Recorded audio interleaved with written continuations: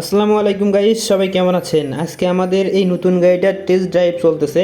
তো দক্ষ একজন মেকানিক দ্বারা আসলে টেস্ট ড্রাইভ করানো হবে।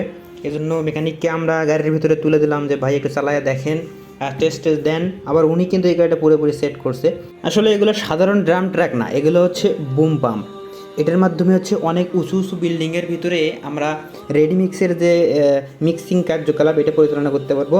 মনে করেন 10তলা বিল্ডিং আছে, ওই বিল্ডিংটা তো আসলে মাটি থেকে একজন লেবার দ্বারা বা একজন হচ্ছে কর্মী দ্বারা তোলা সম্ভব না, যার মাধ্যমে এই গাড়িটার মাধ্যমে আসলে এই 10তলা বা 9তলা 7তলা এরকম বড় বড় উঁচু বিল্ডিংয়ে মাল একবারে ডাইরেক্ট তুলে দেওয়া হবে।